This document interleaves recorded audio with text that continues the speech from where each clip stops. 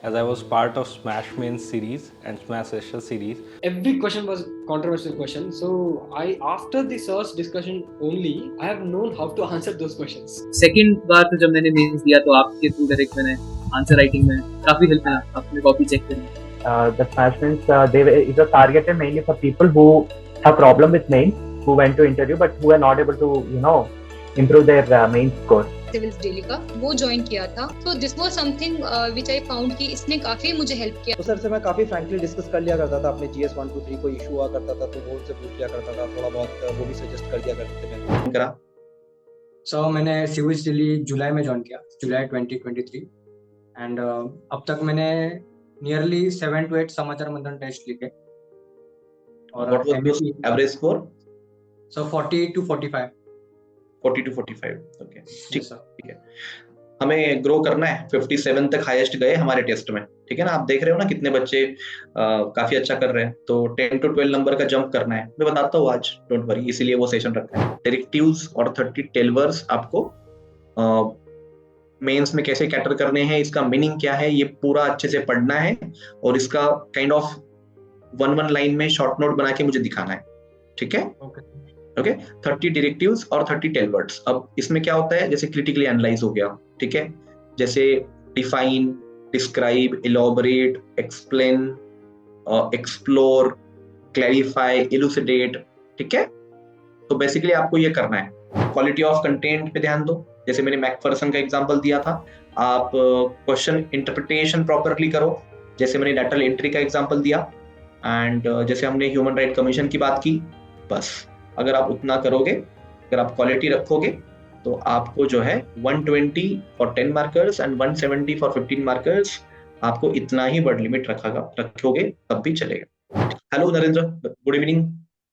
Good evening sir, कैसे हो? Sir मैं बढ़िया. Awesome. Okay, so as usual जैसे हमारा वीकली सेशन होता है, ठीक है, उस तरीके से हम लोग क्या करते हैं, आज मुझे लगा कि आपने बेसिक टेस्ट काफी अच्छे लिख रखे हैं. बेसिक मेंस टेस्ट की बात कर रहा हूँ, है ना. जैसे आपको पता है कि आज का सेशन मेंस के ओरिएंटेड है. ठीक है, क्रिस्प रखते हैं चीजों को. जो बुलेट पॉइंट है वही बताऊंगा. जो एडवांस चीजें आपको चाहिए वो मैं अच्छे से बताऊंगा. बेसिक वाले थोड़ा सा और लुक करते हैं, क्योंकि आपको वो सब चीजें पता है. ठीक है, तो नरेंद्र जरा बताना कि अब तक आपने कितने समाचार मंथन टेस्ट लिखे और आपने कब ज्वाइन करा? सो मैंने सिविल्स दिल्ली जुलाई में ज्वाइन किया, जुलाई 2023 एंड अब तक मैंने नियरली 7 to 8 समाचार मंथन टेस्ट लिखे और average score so 40 to 45. 40 to 45. Okay, ठीक है.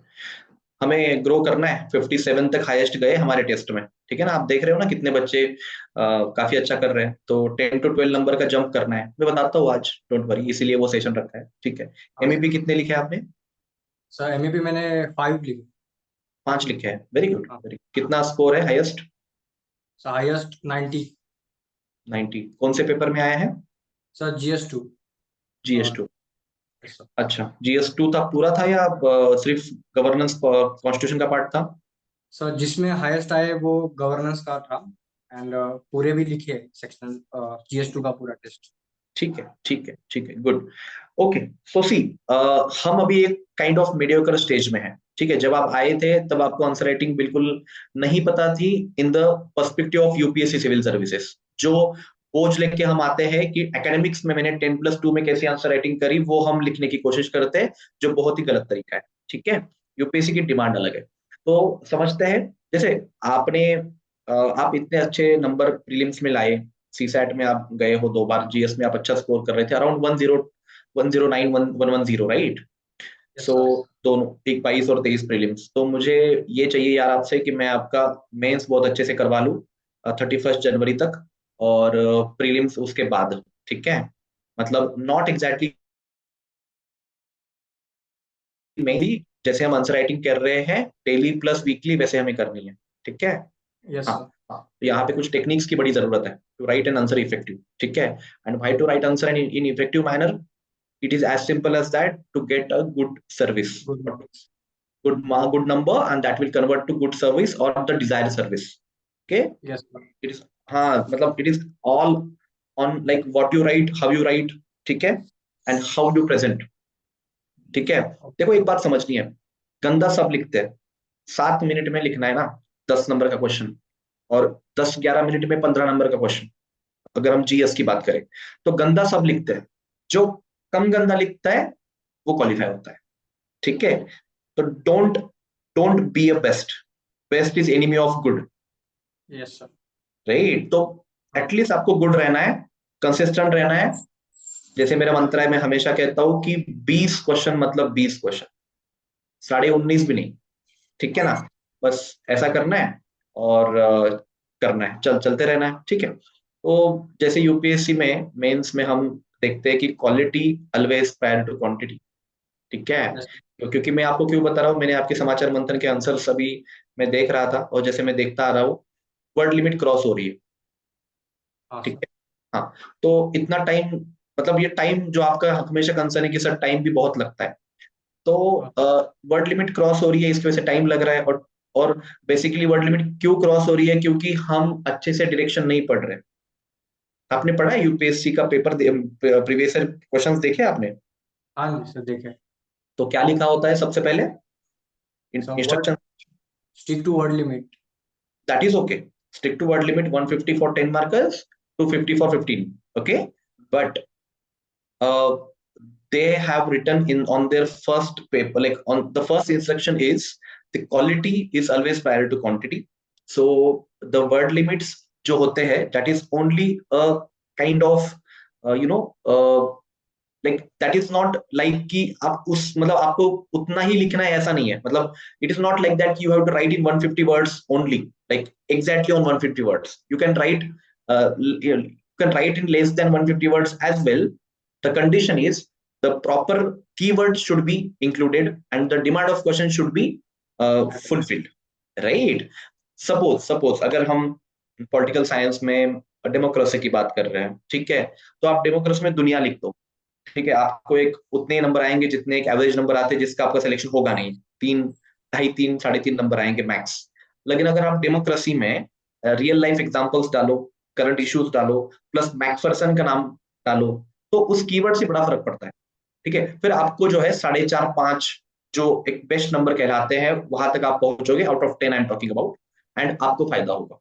तो जो मैं आपके पेपर में देख रहा हूँ कि 40-45 नंबर क्यों आ रहे हैं, आप दुनिया लिख रहे हो, बट आप वो रिस्पेक्टिव कीवर्ड वहां डालना जरूरी है, रिस्पेक्टिव डेटा रिपोर्ट डालना जरूरी है, ठीक है। उसके लिए कुछ हमें चीजें मगअप भी करनी पड़ सकती है, ठीक है, बाय द टाइम वो भी हमें करना है।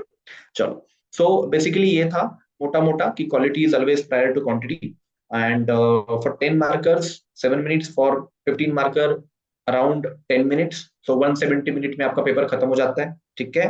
पेपर खत्म करना ही है, that is the very very important task for us, okay. Okay, कोई क्वेश्चन है अभी जो आपको लग रहा है कि पूछना चाहिए? सर स्पीड इंक्रीज करने के लिए या क्वेश्चन पूरे कंप्लीट करने के लिए क्या करना चाहिए? देखो सिंपल सी बात है कि जैसे practice practice and some more practice, which is वो हम करवा रहे हैं। हाउएवर कहीं ना कहीं अभी आपके लिए, आप अभी 2024 में सितंबर में मेंस लिखेंगे, आपके लिए अभी 10 महीने हैं, तो एट लाइक मेरा ये अप्रोच सिंपल है कि अभी आपने बिल्कुल भी स्पीड के ऊपर ध्यान नहीं देना है, अभी आपको टाइम लगेगा and that is completely alright, ठीक है, लगने दो टाइम। हाउएवर जैसे मैंने अभी समझाया, तो मैं वही बता रहा था कि स्टिक टू वर्ड लिमिट, उससे टाइम बचेगा, बट अभी आपके लिए, ये तो मैं मेंस की बात कर रहा था ना, जब आप पेपर लिखोगे, अभी आपके लिए आप टाइम लगने दो, क्योंकि आपके पास कंटेंट बड़ा आ रहा है, रिविजन्स कम है, तो कौन सा पहले कंटेंट लिखूं, या डिमांड ऑफ क्वेश्चन पकड़ने में टाइम लग रहा है, तो ये सब प्रोसेस है आपकी। इस प्रोसेस में सबसे पहले होता है डिमांड ऑफ क्वेश्चन पकड़ना। अगर आपने क्वेश्चन की डिमांड पकड़ी है और आप प्रॉपरली उस क्वेश्चन को इंटरप्रीट कर ले रहे हो, उसके बाद आता है कि टाइम को कम करो। अभी आपको 20 क्वेश्चंस लिखने में 4.5 घंटे लग जाते होंगे जीएस का, राइट? हाँ, बिल्कुल, मैं देखता हूँ ना आपको 4-4.5 घंटे लग रहे हैं, और that is absolutely correct, that is absolutely fine, उसमें कोई प्रॉब्लम नहीं है। हाउएवर आपको जनवरी में अभी थोड़ा बहुत टाइम पे सोचना है, और प्री के बाद एक्चुअली हमें टाइम पे सोचना है कि सर अब मैं 7 मिनट में इसको कैसे लिखूं, क्योंकि it is directly proportional, revision are directly proportional to the speed, like चीजें थोड़े से रखना is directly proportional to the speed, ठीक है।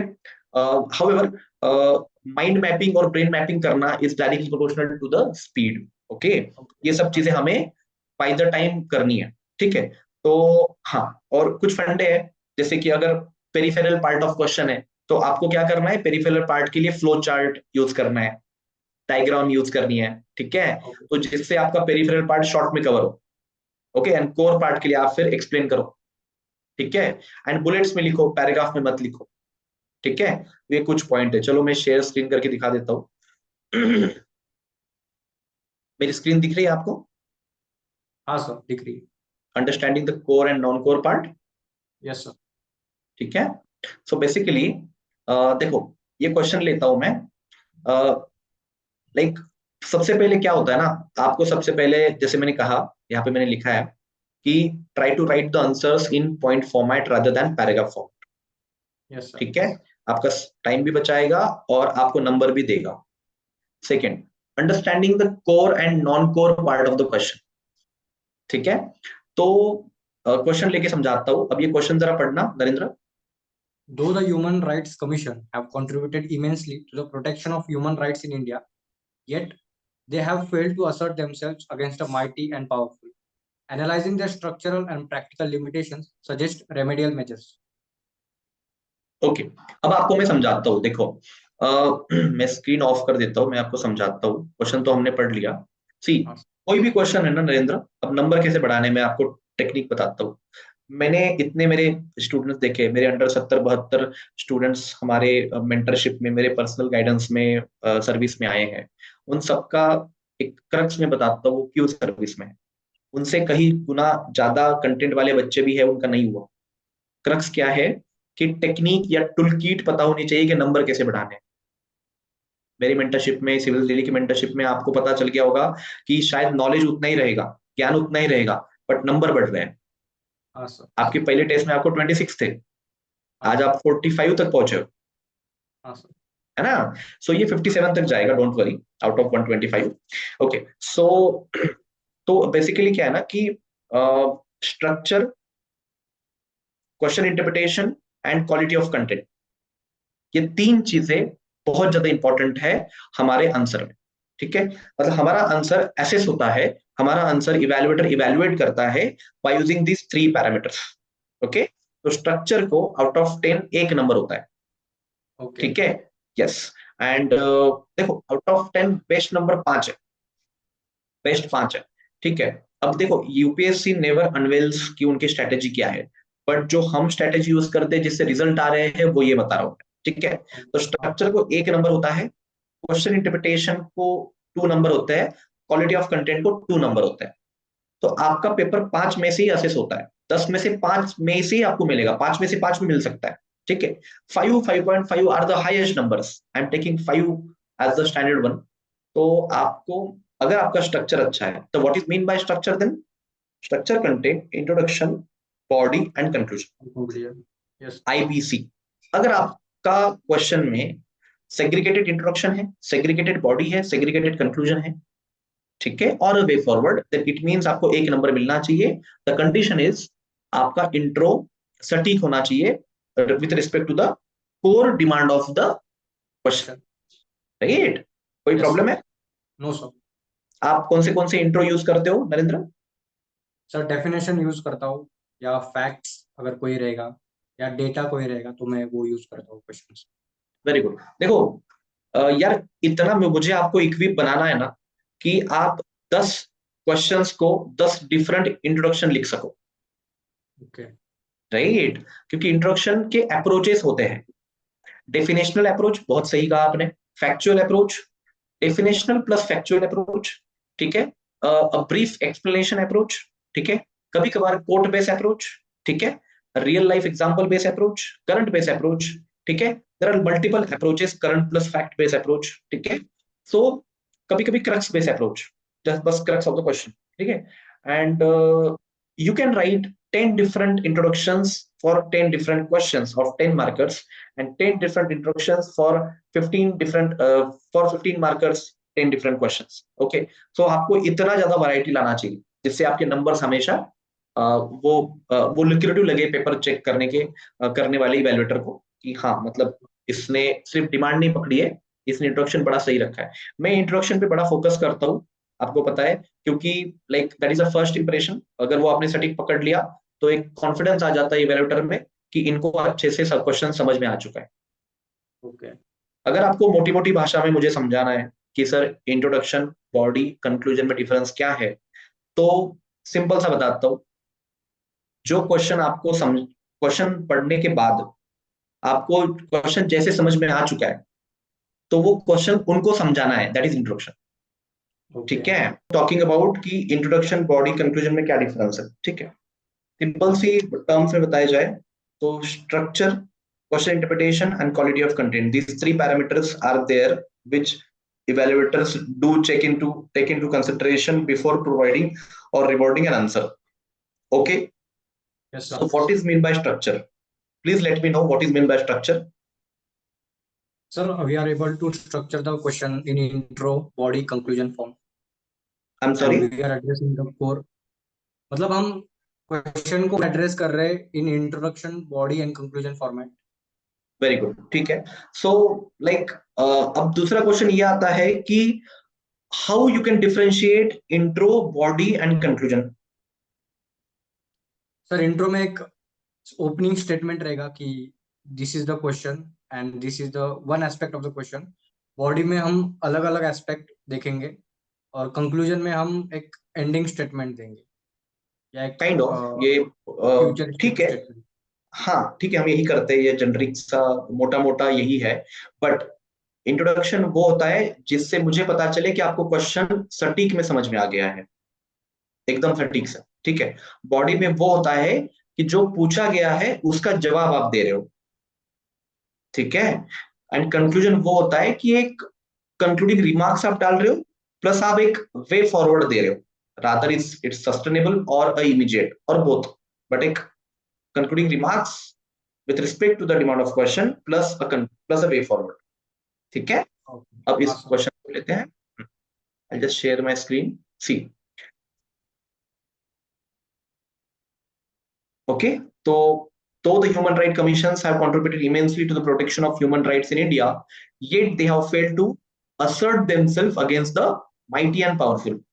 Analyzing their structure and practical limitations suggest remedial measures. Right.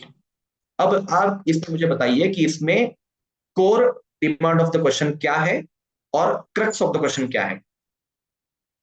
Sir, core है कि structural and practical limitations and we have to suggest remedial measures. उसके लिए हमें सजेस्ट करना है. नहीं नहीं नहीं, what is the crux of the question? Human rights commission fail कर रहा है तो उसका क्या स्ट्रक्चर और प्रैक्टिकल लिमिटेशंस? वो तो क्वेश्चन हो गया. सी, आप थोड़ा सही जा रहे थे. सी, और ध्यान से 3 बार क्वेश्चन को पढ़ना है. क्वेश्चन घुमाया गया है. क्वेश्चन का क्रक्स सिंपल है कि human rights fail to assert themselves against mighty and powerful. Okay, this is the crux of the question. So your introduction will be in line और you should provide a data or facts or report or an index which support the argument that Human Rights Commission failed to assert themselves against the mighty or powerful. Okay, right, perfect. awesome. ठीक है, बस ये आप समझ गए. तो this is the crux of the question. अब body में अगर हम आए तो बॉडी में स्ट्रक्चर एंड प्रैक्टिकल लिमिटेशंस को एनालाइज करना इज अ डिफरेंट गेम. ठीक है, analysing their structural practical limitation मतलब क्या? बॉडी में structural limitation, practical limitations and remedial measures, ये 3 हेडिंग होंगे. ठीक है, एंड कंक्लूडिंग रिमार्क्स होगा. तो कंक्लूजन में आपको वे फॉरवर्ड डालना है कि how a government body like which is non constitutional body, human right constitutional body, human right commission can do better. Okay.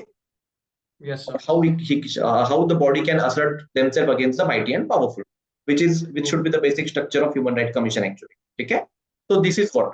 So in this manner you have to understand the question, ठीक है, हाँ sir. समझ गए, ठीक है।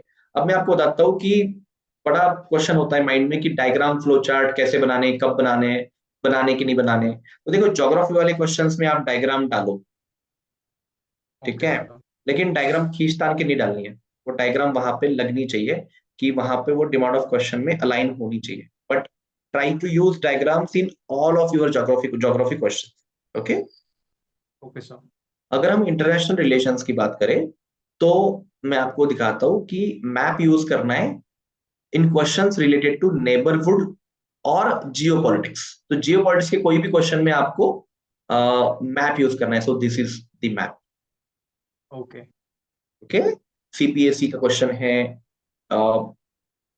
Like disputed borders का question है, तो आपको इस तरीके की आप मैप बेस्ड डायग्राम निकाल सकते हो जिसमें आपने पाकिस्तान बता दिया, इंडिया बता दिया, ठीक है। खैर ये तो सीपीएससी के रिलेटेड मैप बेस्ड ये मैप है, बट ये रेफरेंस के लिए है, आप इस तरीके से मैप बता सकते हो, ठीक है। और हाँ, अब आपको ना फैक्चुअल पार्ट जो है, जैसे मैंने कहा था फैक्चुअल या नॉन कोर या पेरिफेरल पार्ट आपको यूजिंग फ्लो चार्ट आप बता सकते हो, समझा सकते हो। So these are the type of flow charts और डायग्राम्स। एक तो स्टेप हब स्पोक डायग्राम है, ठीक है, स्टेप हब स्पोक डायग्राम जिसमें आपको एक सेंटर में लिखना है कि मान लो ऑब्जेक्टिव्स, फिर आपको 3 ऑब्जेक्टिव बताने हैं, ठीक है। इस समझ गए ना? तो हाँ सर।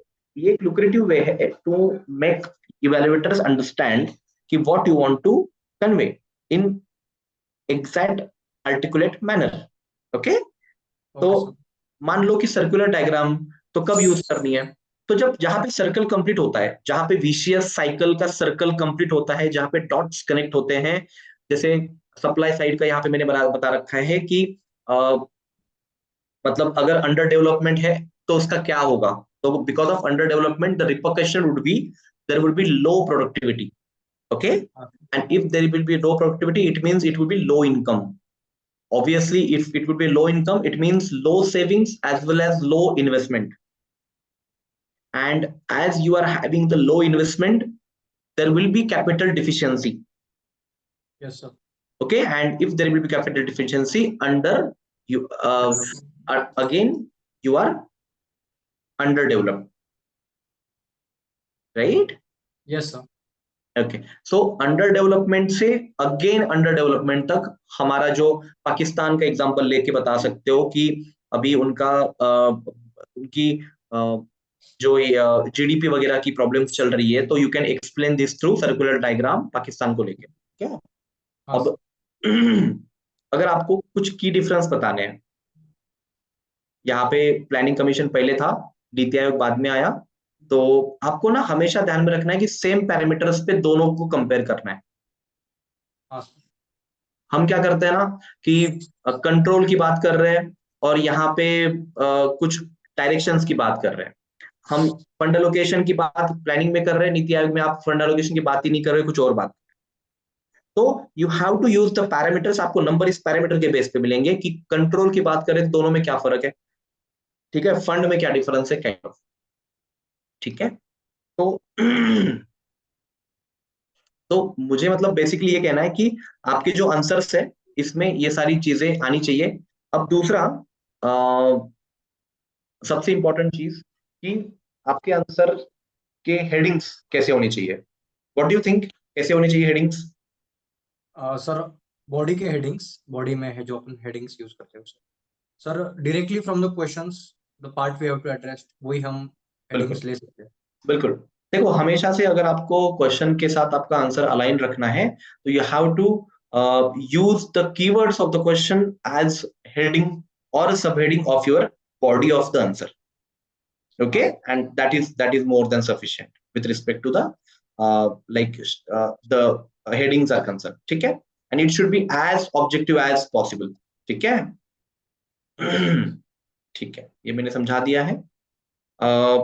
एक हमेशा एक चीज करनी है, you have to break down the question in micro parts और सब पार्ट्स। अब एग्जांपल लेके समझाता हूँ, जरा क्वेश्चन पढ़ना Narendra. The recent lateral entry into civil services is an important but only a step in the direction of much needed reforms in the higher level of civil services. Analyze. Okay अब सबसे important तो यार आपको ना question 3 times पढ़ना है, ठीक है। The recent lateral entry into civil services is an important but only a small step in the direction of much needed reform in the higher level of civil services. तो ये question पढ़ने के बाद आपको ये प्रो गवर्नमेंट क्वेश्चन है, ये lateral entry को बढ़ावा दे रहा है। Got my point? ये क्वेश्चन खुद प्रो गवर्नमेंट है, ये कह रहा है कि it is a small step in the direction of much needed reform. Much needed आपको हमेशा याद रखना है कि each and every question, each and every keyword of the question is very very important. तो मच नीडेड बोल रहे हैं, ऐसा नहीं कि नीडेड बोल रहे हैं। तो इट मीन्स कि ये टोटली लैटरल एंट्री को सपोर्ट कर रहे हैं। तो you also have to support the lateral entry because you are aspire to become a civil servant. You have to remain pro government while concluding and give a neutral to pro government statements or lines during like while writing your conclusion. ठीक है? अब इसको अगर हम break down करते हैं, ठीक है, तो सबसे पहले हाई बॉडी की बात कर रहा हूं, why lateral entry in civil service is important. ठीक है, क्यों इंपॉर्टेंट है अगर आपने ये समझा दिया तो then why it is only a small step. ठीक है, and what should be the way forward because they have asked us to analyze. When they are asked us to analyze you have to analyze कि why it is important, why it is a small step and what is the way forward. ठीक है, मैं यहाँ पे मेरी screen दिख रही है आपको? हाँ सर। देखो यार, सिविल्स डेली के अपने वेबसाइट पे मैंने 30 टेल वर्ड्स डाले हैं। ठीक है, वो आपको अभी आप जैसे ही आपके लिए होमवर्क है मेरी तरफ से, आपको ये 30 डायरेक्टिव्स और 30 टेल वर्ड्स आपको मेंस में कैसे कैटर करने हैं, इसका मीनिंग क्या है, ये पूरा अच्छे से पढ़ना है और इसका काइंड ऑफ 1 लाइन में शॉर्ट नोट बना के मुझे दिखाना है। ठीक है, ओके 30 डायरेक्टिव्स और 30 टेल वर्ड्स। अब इसमें क्या होता है, जैसे क्रिटिकली एनालाइज हो गया, ठीक है, जैसे define, describe, elaborate, explain, explore, clarify, elucidate. ठीक है, तो बेसिकली आपको ये करना है, दैट इज योर होमवर्क। ठीक है, ओके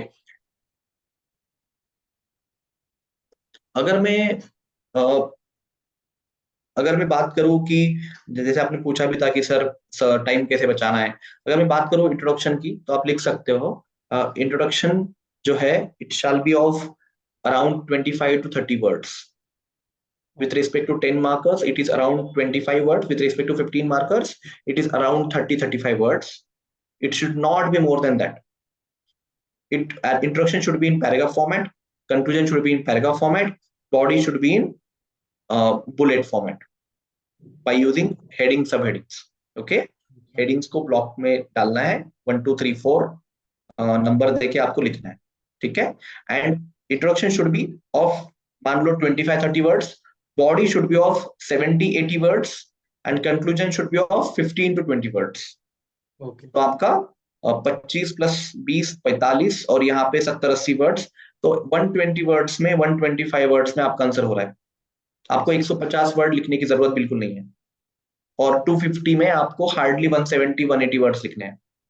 ठीक है, मैं नहीं चाहता कि आप उतना लिखो, कोई फायदा नहीं है। आप मेरी बस क्वालिटी ऑफ कंटेंट पे ध्यान दो।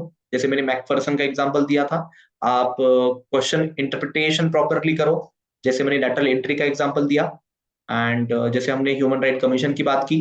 बस अगर आप उतना करोगे, अगर आप क्वालिटी रखोगे, तो आपको जो है 120 for 10 markers and 170 for 15 markers, आपको इतना ही वर्ड लिमिट रखोगे तब भी चलेगा।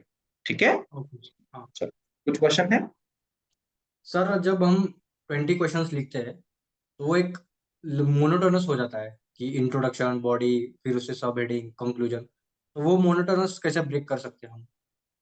आप क्या करो ना, एक तरीका होता है, आप जब क्वेश्चन पेपर हाथ में लो तो सबसे पहले तो जो सब क्वेश्चन अटेम्प्ट करने हैं, ठीक है ना।